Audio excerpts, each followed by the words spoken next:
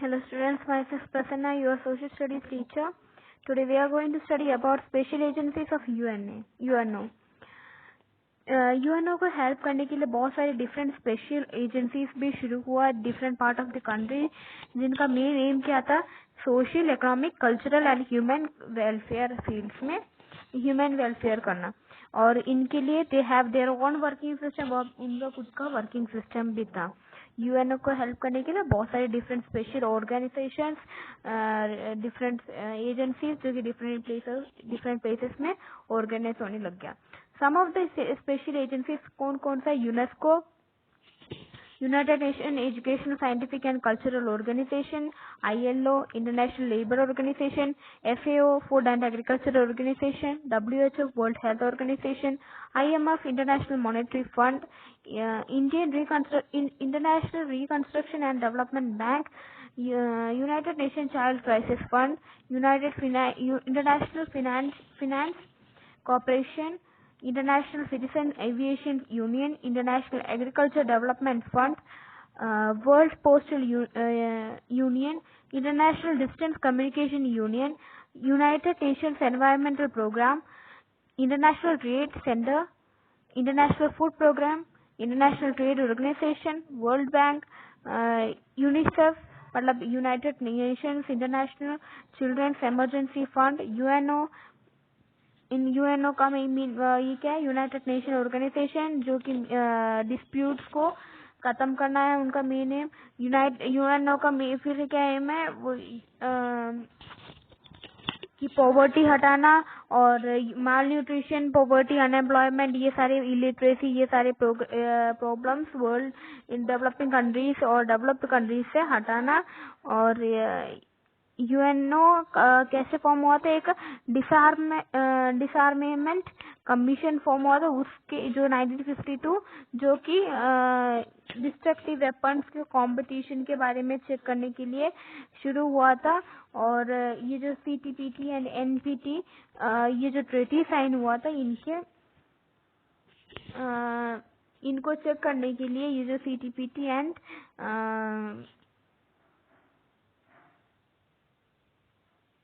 NPT ऐसे करके दो ट्रीटीज है, दो एग्रीमेंट है, इनके बारे में चेक करने के लिए ये डिसआर्मेमेंट कमीशन फॉर्म हुआ था। और उसके वजह से यूएनओ का भी फॉर्मेशन हुआ। यूएनओ का मेन एम क्या था, डिस्प्यूट्स को खत्म करना और गैप खत्म करना, डेवलप कंट्रीज और डेवलपिंग कंट्रीज के बीच में जो गैप है वो कम करना। किसके बेसिस में, illiteracy, malnutrition, poverty, unemployment, इन सब का। Contribution of India to UNO, UNO को इंडिया ने कब कब कंट्रीब्यूशन किया, पैसे का डोनेट किया या फिर कुछ और किया, हेल्प किया, कब कब किया था, एक कोरियन वॉर के टाइम किया था, एक स्विस क्राइसिस के टाइम, कॉन्गो क्राइसिस के time, Somalia crisis, Zimbabwe and Namibia freedom के टाइम, और रीऑर्गेनाइजेशन ऑफ इंटरनेशनल, जब इंटरनेशनल मॉनेटरी सिस्टम जब रीऑर्गेनाइज किया, कब, इन 1989 में न्यू दिल्ली में किया था। तब भी वर्ड्स, इंदिरा गांधी का वर्ड क्या था, if there is no peace today there will be no life on earth tomorrow. तब इंदिरा गांधी ने बोला था कि ना, आज अगर पीस ना हो अर्थ में तो कल अर्थ में कोई लाइफ ही नहीं होगा, मतलब कोई भी नहीं होगा, मतलब सब लड़ेंगे ये सब।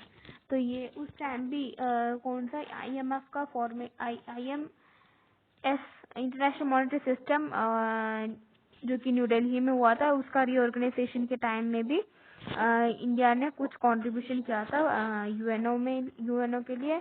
और इंदिरा गांधी का वर्ड क्या था, if there is no peace today there will be no life tomorrow.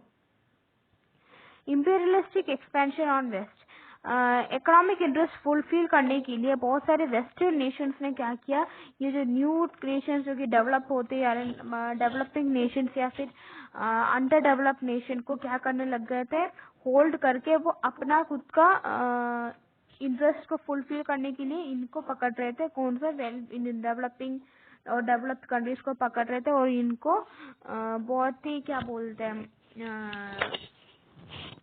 Harmful effect इनके ऊपर करके वो अपना खुद का इकोनॉमिक इंटरेस्ट डेवलपमेंट करने के लिए सोच रहे थे। तो ऐसे एटीट्यूड जो कि वेस्टर्न नेशन का है उनको क्या बोलते हैं, imperialistic expansion of imperialistic empire by intellectuals, ऐसे बोलते हैं। किसको बोलते हैं, मतलब जो ये वेस्टर्न नेशन जो अपने खुद के इंटरेस्ट फॉलो करने के लिए डेवलपिंग कंट्रीज और डेवलप्ड कंट्रीज के ऊपर कुछ ऐसे एटीट्यूड कर रहे हैं जिसकी वजह से वो उनका खुद का डेवलपमेंट हो रहा है और ये डेवलपिंग कंट्रीज और अंडर डेवलप्ड कंट्रीज का उनके ऊपर हार्मफुल इफेक्ट्स हो रहे हैं। ड्यूरिंग 16th और 17th सेंचुरी के बीच में क्या हुआ, अपने इकोनॉमिक इंटरेस्ट फुलफिल करने के लिए वेस्टर्न नेशंस जैसे कि Portugal, Spain, England, Holland, France, इन्होंने क्या किया, अपना लार्ज इम्पेरियलिस्टिक एम्पायर को एस्टेब्लिश किया। और इन अफ्रीका में वेस्टर्न नेशंस ने क्या किया था, 5 में 1/5 पार्ट को अपने कंट्रोल में ले लिया था। ये जो वेस्टर्न कंट्रीज है उन्होंने क्या किया था, अफ्रीका का 1/5 पार्ट को अपने हाथ में ले लिया था। और ये अफ्रीका के जो लोग हैं उनको स्लेव बना रहे थे और अफ्रीकन को स्लेव बना के अमेरिका में बेच देते हैं। और अमेरिका में बेच के उनको बहुत सारे ऐसे एक्टिविटीज करवा रहे थे, क्रूएल एक्टिविटीज भी करवा रहे थे, स्लेव बना के उनसे सारा काम करवा रहे थे। और these nations adopted fair and unfair means to fulfill their economic and political interest। जो भी ये वेस्टर्न नेशंस है वो फेयर सही से भी और गलत रास्ते से भी अपना खुद का इकोनॉमिक और पॉलिटिकल इंटरेस्ट के लिए काम कर रहे थे।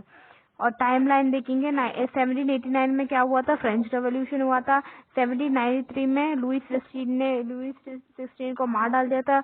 1914 to 1918 के बीच में फर्स्ट वर्ल्ड वॉर हुआ था। फिर 1917 में रशियन रेवोल्यूशन। 1918 में क्या हुआ था, स्कार निकोलस सेकंड को रशिया और उसके फैमिली को मार डाल दिया था। वर्सलिस अलायंस 1919 को हुआ था। 1920 में लीग ऑफ नेशंस फॉर्म हुआ। 1939 से 1945 के बीच में सेकंड वर्ल्ड वॉर हुआ। 1945 में क्या हुआ, यूएनओ का एस्टेब्लिशमेंट हुआ। 1946 में इंटरनेशनल कोर्ट इन हैग हॉलैंड में एस्टेब्लिश हुआ इंटरनेशनल कोर्ट। 1948 में श्रीलंका को फ्रीडम मिल गया। 2010 में क्या हुआ, अरब स्प्रिंग का सीजन है।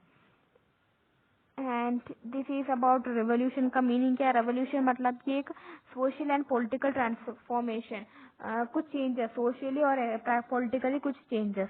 एस्टेब्लिशमेंट स्टेट्स जनरल मतलब कि the term refers to French parliament को बोलते हैं, जो कि लुईस सिक्सटीन के टाइम में जो फ्रेंच पार्लियामेंट है उसको क्या बोलते थे, एस्टेट जनरल बोलते थे। स्कार बिफोर 1917 रशियन एम्पायर को क्या एम्पायर कॉल्ड, रशियन एम्पायर्स को क्या बोलते थे, स्कार बोलते थे। दूमा मतलब कि पार्लियामेंट, जो अभी का पार्लियामेंट है रशिया का उसको बोलते दुमा। अरिस्टोटल का मतलब क्या है, अरिस्टोटल कौन है, स्कार फेवरेट, स्कार मतलब ये जो एम्परर्स है उनका फेवरेट और हाई रिच क्लास पीपल होते हैं ना रशिया में, उनको बोलते हैं एरिस्टोक्रेसी। एरिस्टोक्रेसी मतलब वो पीपल जो कि एम्परर्स को सबसे फेवरेट और हाई क्लास पैसे वाले और हाई क्लास पीपल है रशिया में, उनको बोलते हैं एरिस्टोक्रेसी। कैपिटलिज्म मतलब ऐसे एक सिस्टम जहाँ पे क्या बनाना है, कैसे बनाना और किसके लिए बनाना है, ये सब कौन डिसाइड करता है, ये सब मार्केट डिसाइड करता है। डिक्टेटोरिज्म मतलब कि there is no security of public life और प्रॉपर्टी। ये एक ऐसा सिस्टम है जहाँ पे पीपल की लाइफ और प्रॉपर्टी के लिए कोई सिक्योरिटी नहीं है। अरब स्प्रिंग ड्यूरिंग 2010 में क्या हुआ, this movement were began for bringing changes in administration and government in Arabian nations। Arab spring मतलब ऐसा एक सीजन है जब मूवमेंट शुरू हुआ था। किसके लिए मूवमेंट शुरू हुआ था, चेंजेस लाने के लिए, एडमिनिस्ट्रेशन और गवर्नमेंट में चेंजेस लाने के लिए। अरबियन नेशंस में एडमिनिस्ट्रेशन और गवर्नमेंट में चेंजेस लाने के लिए मूवमेंट्स हुआ था उस सीजन, जो पर्टिकुलर टाइम को क्या बोलते हैं, अरब स्प्रिंग बोलते हैं, जो कि 2010 में हुआ था। एक मूवमेंट जिसकी वजह से एडमिनिस्ट्रेशन और गवर्नमेंट में चेंजेस ला रहे थे अरेबियन नेशन। उस टाइम पीरियड को जो टाइम को क्या बोलते हैं, अरब स्प्रिंग बोलते हैं उस मूवमेंट को, ठीक है। So this chapter is over. I will give the homework through the WhatsApp group. If you have any doubt, you can contact me without any hesitation. Okay, bye students.